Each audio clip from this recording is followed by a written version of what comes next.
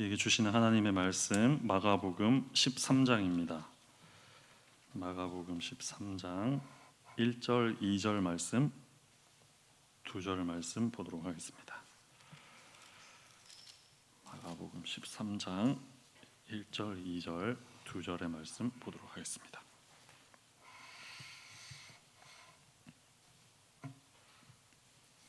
함께 한 목소리로 읽도록 하겠습니다. 읽겠습니다. 시작. 예수께서 성전에서 나가실 때에 제자 중 하나가 이르되 선생님이여 보소서, 이 돌들이 어떠하며 이 건물들이 어떠하니까? 예수께서 이르시되 내가 이 큰 건물들을 보느냐? 돌 하나도 돌 위에 남지 않고 다 무너뜨려 지리라 하시니라. 아멘. 1절에서 이렇게 말씀하고 시작하고 있습니다. 성전에서 나가실 때 이렇게 시작합니다. 예수께서 성전에서 나가셨다 이렇게 시작합니다.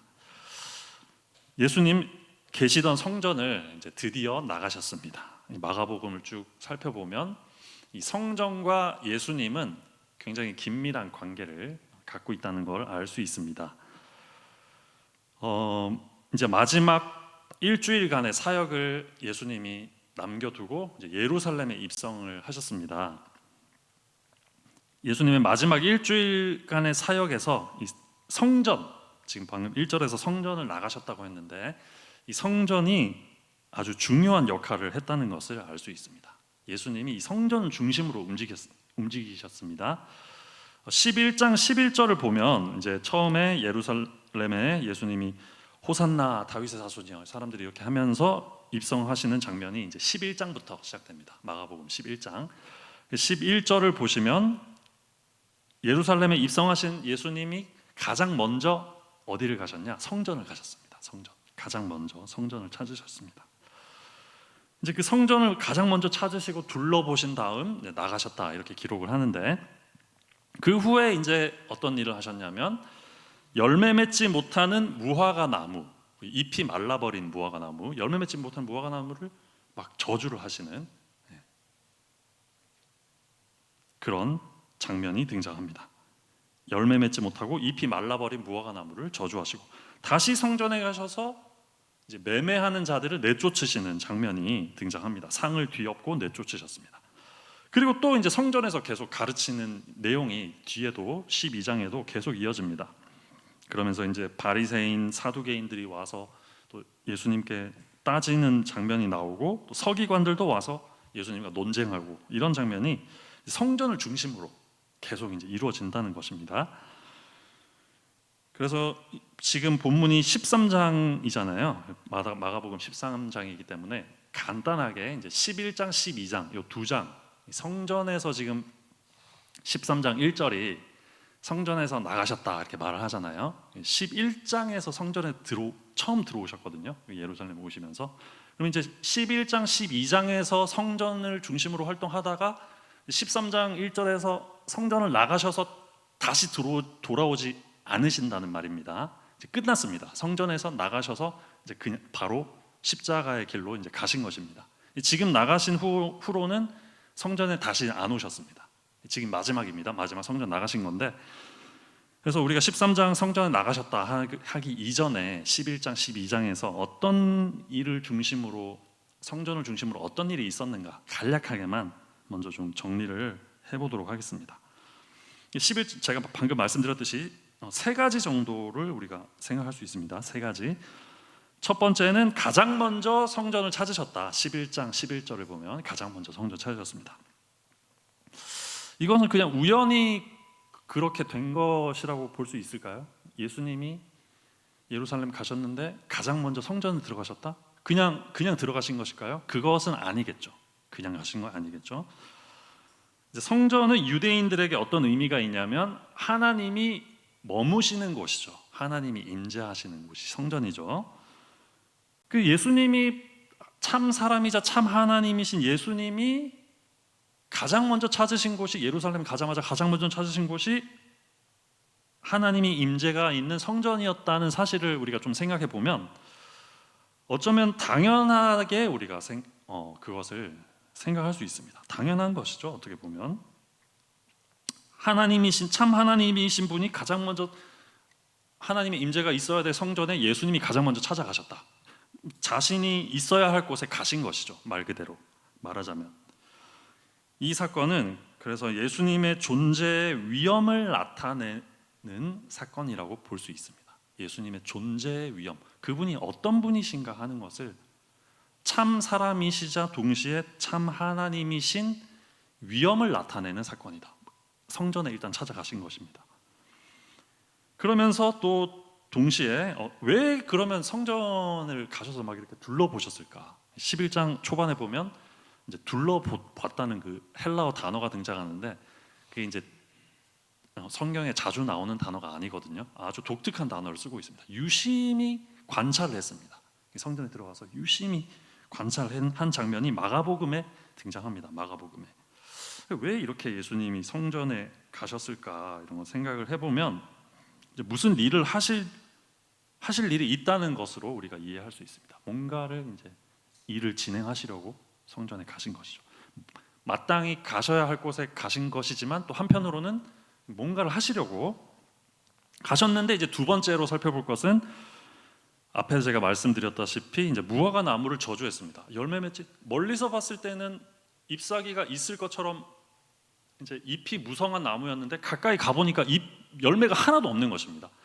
아주 의아한 사건이죠. 멀리서 봤을 때는 잎이 굉장히 많을 것 같아서 갔는데 열매가 하나도 없었다. 잎만 무성하고 열매가 하나도 없었다. 그래서 무화과 나무를 저주하시는 사건이 이 성전을 중심으로 일어났습니다.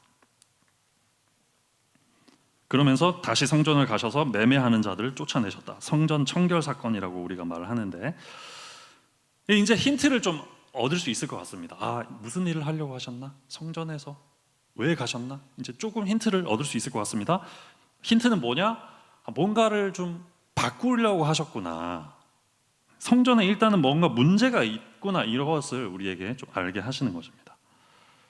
문제는 어떤 문제냐면 열매 맺지 못하는 무화과 나무에서도 힌트를 얻을 수 있고 잎은 무성했습니다. 멀리서 보기에 열매가 있을 것처럼 잎이 무성했습니다. 가까이 갔더니 열매가 하나도 없는 이런 현상과도 비슷하고 또 매매하는 자들의 상을 막 뒤엎으시면서 분노를 나타내셨는데 여기서도 뭔가 예수님이 성전에 대해서 뭔가 문제를 생각하고 계시는구나 하는 것을 알 수 있습니다. 문제의식이 있었다는 것이죠. 성전에서 뭔가 이렇게 지적할 것이 있었고 성전이 뭔가 잘못됐고 지금 뭔가 소문만 무성하고 잎사귀는 무성한데 뭔가 열매가 전혀 나타나지 않는 문제가 있었고 또 기도하는 처소인데 사람들이 기도하지 않고 매매하면서 막 장사하는 이런 일들을 계속하고 이것에 대해서 예수님이 굉장히 큰 문제의식을 느끼고 저주할 뿐만 아니라 무화과 나무에 비유하고 상을 뒤엎는 분노를 나타내시고 이런 일이 있었다는 것입니다. 즉 정리하면 성전의 문제를 가지고 계셨다. 세 번째 마지막으로 이제 12장부터 시작하는 여러 가지 논쟁이 나옵니다. 세 번째는 논쟁이 나오는데 사람들이 이제 막 성전에서 예수님이 그 상을 뒤엎으신 다음 계속해서 성전에서 막 가르치셨습니다. 계속 가르침을 가르치셨는데 사람들이 한 사람 두 사람씩 찾아와서 계속 따집니다. 무슨 권위로 이런 일을 하느냐? 당신이 무슨 권위로 이런 일을 하느냐? 가이사에게 세금 바치는 것이 옳으냐? 이것도 성전에서 얘기했습니다. 여러 남편과 첫 번째 부인, 두 번째 부인, 세 번째 남편, 네 번째 남편 이렇게 부활하면 누구의 이 여인은 누구의 부인입니까? 이런 문제를 또 따지고 책 잡으려고 하고 계속 예수님을 걸고 넘어지려고 하는 그런 태도가 나타납니다. 여기서 이제 알 수 있는 마지막은 사람들의 반응을 알 수 있는 것입니다. 사람들의 반응.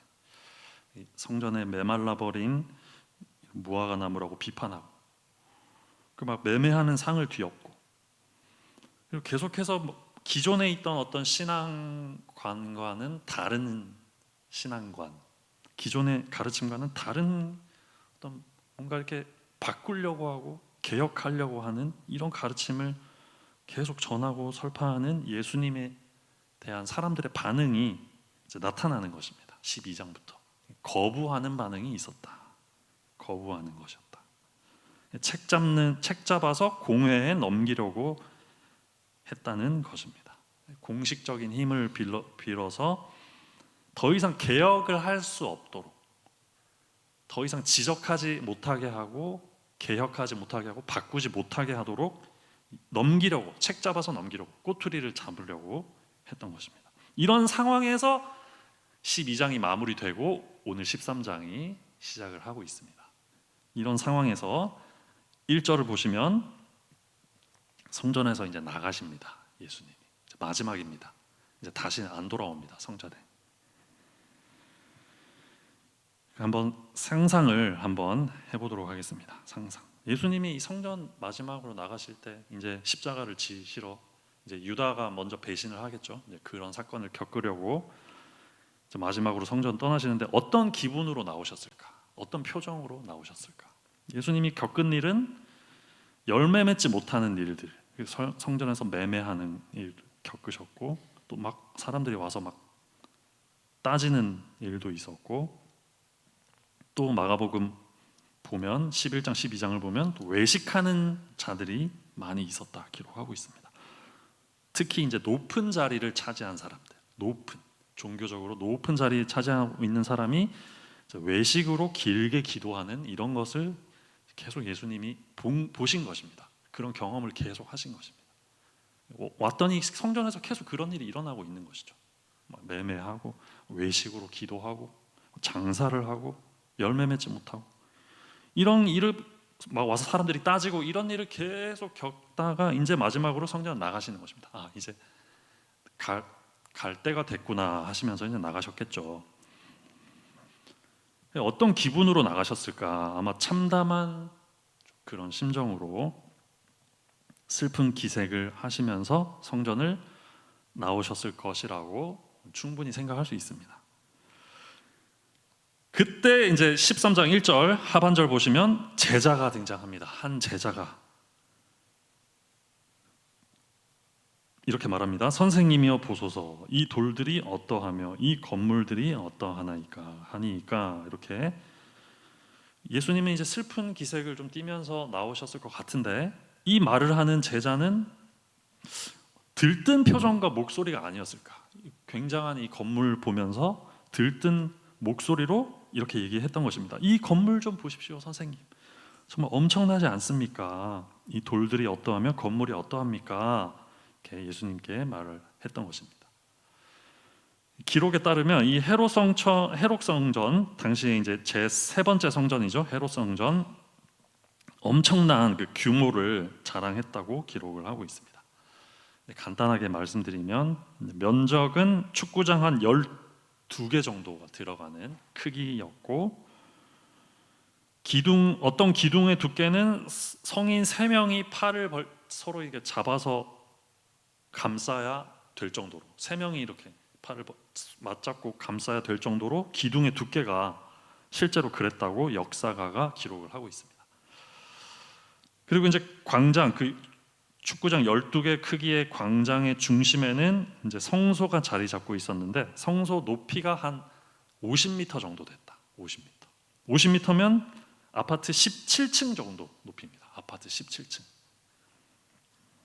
17층 정도의 높이의 성소가 우뚝 솟아 있는 것이죠. 게다가 그 성소의 겉 모양은 각종 금과 보석으로 장식되어 있어서 햇빛이 그곳에 쫙 비치면, 성소에 햇빛이 쫙 들면 이제 햇빛이 반사되면서 각종 보석에 반사되면서 장관을 연출했다, 이렇게 역사 기록에 남아 있습니다.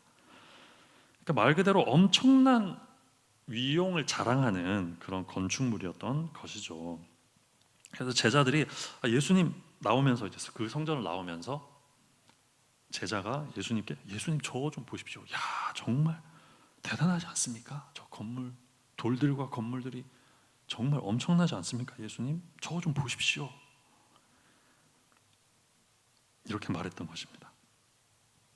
하지만 우리가 기억해야 할 것은 예수님은 바로 이런 성전에 들어가셔서 상을 이미 뒤엎으셨고 또 이런 곳을 비유로 드시면서 잎은 무성하지만 열매 맺지 못하는 마른 무화과 나무 같다고 저주하셨다는 사실을 우리는 기억할 수 있어야 합니다. 그래서 제자가 이제 어떤 제자라고 말하는데, 어떤 제자가 들뜬 마음으로 예수님에게 질문했는데 예수님이 이렇게 답하셨죠. 내가 2절입니다. 2절 예수께서 이르시되 내가 이 큰 건물들을 보느냐, 돌 하나도 돌 위에 남지 않고 다 무너뜨려지리라. 이렇게 예수님이 대답을 하셨습니다. 이 두 절의 말씀에서 우리가 한 가지 사실을 좀 주목하고 오늘 말씀을 정리를 해보려고 합니다. 우리가 이 이야기에서 한 가지 깨달을 수 있는 사실은 제자의 관심과 예수님의 관심의 차이점입니다. 차이가 있었다는 말입니다. 제자의 관심사는 압도적인 건축물에 있었습니다. 큰 돌에 있었습니다. 보이는 것 이상을 넘어서지 못했습니다. 이것은 우리의 한계이기도 한데, 유형적인 형태가 풍족하고 풍성하고 아름다운 것에 있었다는 것입니다. 제자의 관심사가. 물론 이것은 필요한 일입니다. 건물은 결코 쓸데없지가 않습니다. 보수하고 가꾸어야 합니다. 질서 있고 거룩한 것에 합당한 모습을 갖추어야 합니다. 할 수 있으면 할 수 있는 대로 최대한 질서 있는 모습을, 이 구조물 형태이지만 구조이지만 최대한 질서 있는 모습을 갖추어야 합니다. 하지만 그럼에도 우리가 알아야 할 사실은 예수님의 시선이 어디에 있었냐 하는 것입니다. 예수님이 무엇을 바라보고 계셨냐, 예수님의 관심이 어디에 있었나, 예수님은 어디에 초점을 맞추고 계셨냐. 예수님의 관심은, 하나님의 관심은 그것의 너머에 있었다는 사실입니다. 풍족하고 풍성하고 아름다운 것 너머에 예수님의 시선이 있었다는 사실을 오늘 성경이 말하고 있습니다. 들떠있는 제자의 질문에 이제 예수님께서 하신 대답을 들으면 예수님의 관심과 시선은 압도적인 건물, 유형적인 것에 있지 않다는 것을 분명하게 말해주고 있습니다. 예수님의 시선으로 봤을 때 그런 것은 하나도 남겨지지 않을 것들이 분명했습니다. 이것은 하나도 남겨지지 않을 것들이었습니다. 예수님의 시각으로 봤을 때는 심지어 축구장 12개를 붙인 크기인데, 한번 상상을 해보시면 축구장 12개 붙인 크기의 아파트 17층 높이의 성전이 세워져 있는데, 그런 크기의 압도적인 성전이라 할지라도 예수님의 시선은 한치의 변함도 없이 다른 것에 향하고 있었다는 것을 오늘 성경을 통해 알 수 있습니다. 흔들리지가 않았다는 것입니다. 예수님은 그 어떤 것에 관심을 조금이라도 빼앗기지 않았다는 것을 오늘 성경이 돌 위에 돌 하나라도 다 무너뜨려지리라는 말씀에서 알 수 있습니다. 무슨 말이냐면 조금도 수용하지 않았다는 것입니다. 예수님이 이 제자의 들뜬 반응, 들뜨고 약간 상기된 이런 초점과 관심에 대해서 조금도 흔들리지 않고 수용하지 않았다는 말입니다. 예수님이 보기에는 다 그냥 무너질 것들로밖에 안 보였다는 말입니다. 너가 이 큰 건물들을 보느냐? 너가 이 큰 훌륭한 건물을 보느냐? 하나도 남김없이 다 무너뜨려질 것이다. 하나도 안 남을 것이다. 오늘 우리가 기울여야 할 예수님의 음성이 바로 이것입니다. 우리 또한 규모와 크기에 따라서 좀 낙담하거나 즐거워하는 경우도 있습니다. 작거나 적으면, 크기가 작거나 사람이 규모가 적으면 초라하다고 생각하는 경향이 있습니다. 또 반대로 건물이 좀 크거나 좋거나 또 사람이 많으면 뭔가를 이룬 것처럼 그렇게 생각하는 경우도 있습니다. 또한 건물이 좋거나 사람이 많으면 그 자체만으로 뭔가 좋고 많은 것 자체만으로 은혜가 된다, 은혜롭다고 생각하는 경우도 있고, 크고 많으니까 은혜가 된다. 그래서 뭔가 잘 되는 것 같다, 뭔가 순조롭게 되고 있는 것 같다. 크니까 많으니까 순조롭게 잘 되고 있는 것 같다, 이렇게 생각할 때가 있습니다. 하지만 예수님은 이렇게 말씀하셨습니다. 내가 이 큰 건물들을 보느냐, 돌 위에 돌 하나도 남지 않고 다 무너질 것이다, 이렇게 말씀합니다. 여기서는 이제 단호한 예수님의 태도를 볼 수 있습니다. 아주 명확하고 단호하고 명백하고 아주 확실하게 투명하게 다른 생각이나 다른 여지가 끼어들 틈이 전혀 없이 확실하게 말씀하신 것입니다. 다 무너질 것이다. 이렇게 말씀하실 수도 있었을 것입니다. 그런 것들도 필요하지만, 그런 것들도 좋지만 그보다 더 중요한 것이 있단다. 헤롯 성전이 멋있긴 멋있지만 저런 것도 가끔은 필요할 때가 있지. 하지만 그보다 더 중요한 게 있어. 이런 식으로 말씀하시지 않고 조금도 한치의 양보도 없이 단호하게 진리에 관해서 양보가 전혀 없이 말씀하셨다는 것입니다. 돌은 돌일 뿐이다. 건물은 건물일 뿐이다. 규모는 규모일 뿐이다. 사람 숫자는 숫자일 뿐이다.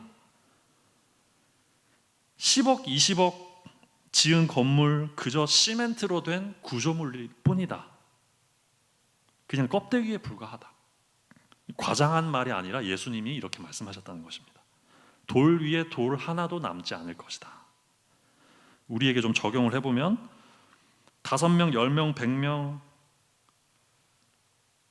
규모가 중요한 것이 아니라 몇 평, 몇 평 크기가 중요한 것이 아니라 그 공동체 안에 예수님에 관한 믿음이 얼마나 있으며 또한 믿음의 열매가 얼마나 있으며 그리스도를 향한 진실한 마음이 얼마나 있는지가 중요하다는 말이겠죠. 또한 그 안에 서로를 사랑함이 얼마나 있느냐, 이런 것들이 훨씬 중요하다는 말입니다. 그렇기 때문에 아무리 그 숫자가 2배 되고 또 3배 되고 늘어날 수 있습니다. 하지만 그렇다고 해도 진실한 예수님에 관한 믿음에 기초하지 않은 것들이나 그런 공동체나 그런 건물이나 그런 숫자는 언젠가는 없어질 것들이다라고 예수님이 말씀하고 계시는 것입니다. 예수님의 시선은 돌들과 건물들에 있지 않았습니다. 예수님의 시선은 언제나 그 영혼들에 있었습니다. 영혼들. 이 영혼의 상태가 어떠한 상태인가에 있었습니다. 하나님의 아들이신 자기 자신, 하나님의 아들이신 자기 자신을 얼마나 수용하고 받아들이는지, 이 예수님인 자기 자신 하나님의 아들과 백성들이 얼마나 관계를 맺고 있는지, 얼마나 내가 이들이 나와의 관계 속에 머물고 있는지, 자기 자신과 얼마나 관계를 맺고 있는지, 이 영혼이 얼마나 위선하지 않고 가식적이지 않고 사람들에게 보이려고 기도하지 않고 얼마나 진실되게 하나님 앞에 나아오고 있는지, 얼마나 회개하고 있는지, 예수 그리스도와 얼마나 이 사람이 관계가 있고 관심이 있는지, 거부하고 있지는 않은지, 이런 것에 관심이 있으셨다는 것입니다. 심지어 헤롯 성전의 위용을 갖추었다 할지라도 예수를 모르고 예수를 거부한다면 그저 돌들에 불과하다는 사실을 예수님이 말씀하고 계시는 것입니다. 오늘 이 말씀을 통해서 우리에게 주시는 하나님의 음성, 우리가 좀 귀를 기울였으면 좋겠습니다. 오늘 말씀 통해 하나님이 우리에게 이런 질문을 좀 하고 하시는 것 같습니다. 우리의 시선은 어디를 향하는가 하는 것입니다. 무엇을 바라보고 있는가? 우리의 시선도 예수님의 시선, 예수님이 보시는 것과 동일한 것을 보아야 할 줄로 믿습니다. 규모나 크기가 아니라 그 안에 예수 그리스도를 향한 마음, 예수님을 향한 믿음, 예수님을 향한 의지, 의존, 예수님과의 관계를 말하는 거죠. 예수님과의 관계. 예수님을 향한 마음과 관계와 사랑이 얼마나 있는지 없는지 여부에 우리의 시선도 머물러 있어야 한다는 것입니다. 우리의 시선은 하나님을 향한 갈망과 하나님을 향한 사랑이 있는지의 여부에 초점이 있어야 하고, 또 이 공동체, 우리 공동체, 이 교회, 우리 교회에 성령의 나타나심이 있는가, 성령의 역사가 참된 진실된 마음의 역사로 일어나고 있는가, 참된 변화로서 일어나고 있는가, 사람이 달라지는 역사가 일어나고 있는가에 우리의 초점이 있어야 한다는 말입니다. 부서와 출석 인원이 늘어난다는 것은 정말 감사한 일입니다. 하지만 그것마저도 단지 숫자일 뿐이라는 것을 우리가 생각할 수 있습니다. 부서 인원이 많아지면 사역이 성공한 것처럼 느껴질 때가 있습니다. 사역을 잘했구나, 잘 되고 있구나. 하지만 그렇지 않을 수도 있다는 것을 우리가 말씀을 통해 생각을 할 수 있어야 합니다. 심지어 축구장 12개 규모로 성전을 지어도 예수님이 하신 말씀을 우리는 생각할 수 있어야 됩니다. 축구장 12개 규모 50m 성전 앞에다 두고 예수님이 뭐라 말씀하셨냐? 저주를 퍼부으셨습니다. 저주를, 무화과 나무 저주를 그 앞에서 행하셨습니다. 그러므로 우리는 오직 우리 안에, 교회 안에 단 한 사람이라도 하나님을 향한 참된 신앙과 믿음을 가질 수 있기를 바랄 뿐이며, 하나님 아버지께 참되게 예배하는 자 한 사람이라도, 한 명이라도 하나님 아버지께 나와서 참되게 예배하는 사람이 한 명 한 명 세워지기를 간절히 바라고 소망할 수 있을 뿐입니다. 한 사람이라도 진실되게 세워지는 그것이 우리의 할 일이고, 그것으로 인해 우리가 기뻐해야 하는 일인 것입니다. 규모를 늘리고 사람을 많이 모으는 것이 우리의 목적은 아닙니다. 그러므로 우리는 규모에 관심을 가지고 일희일비할 것이 아니라 한 사람의 진실한 예수님의 제자를 길러내는 일에 집중하는 그런 복이 우리 교회 가운데 있기를 간절히 소망합니다. 규모가 커진다는 것은 사람이 늘어난다는 말이 아니라 예수님의 제자가 늘어난다는 뜻입니다. 규모가 커진다는데 다른 뜻은 없습니다. 사람이 많이 모인다는 뜻이 아닙니다. 제자들이 늘어난다, 예수님을 진실되게 따르는 제자가 늘어난다는 뜻인 것입니다. 그러므로 우리 안에서 확인되어야 할 것, 우리 안에서 나타나야 할 것, 바로 예수 그리스도인 줄로 믿습니다.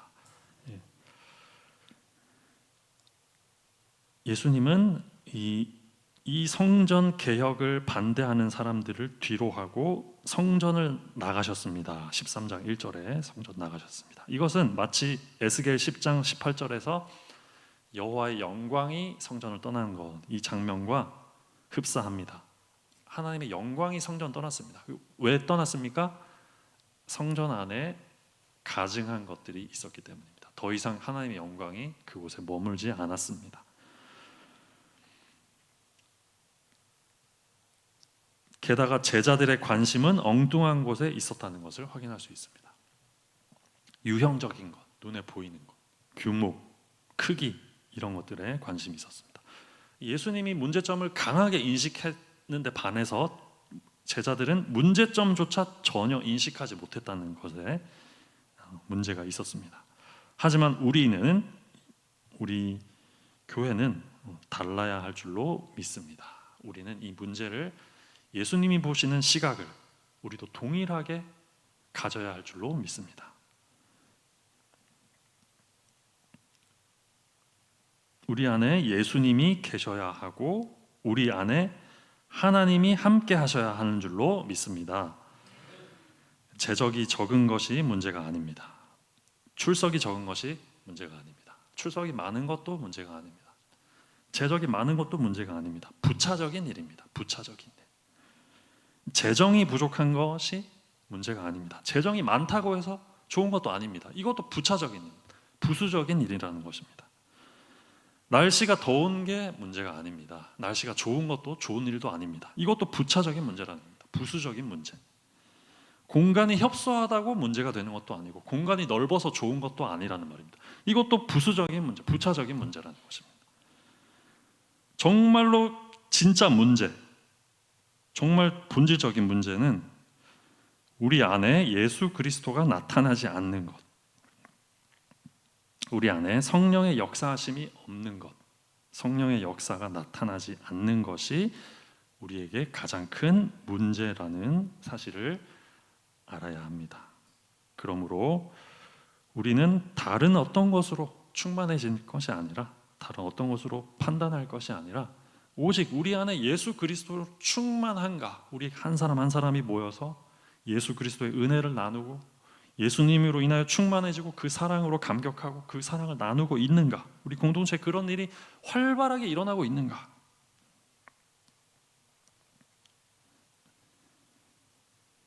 그런 것에 우리의 관심이 있기를 간절히 소망합니다.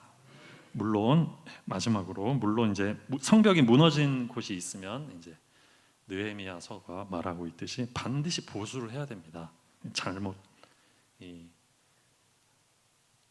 문제가 있으면, 시설에 문제가 있으면 당연히 이것은 당연히 고쳐야 되는 것이죠. 공사를 당연히 해야 되는 거고, 질서 있게 규모와 형태를 갖추어 나갈 필요가 당연히 있죠.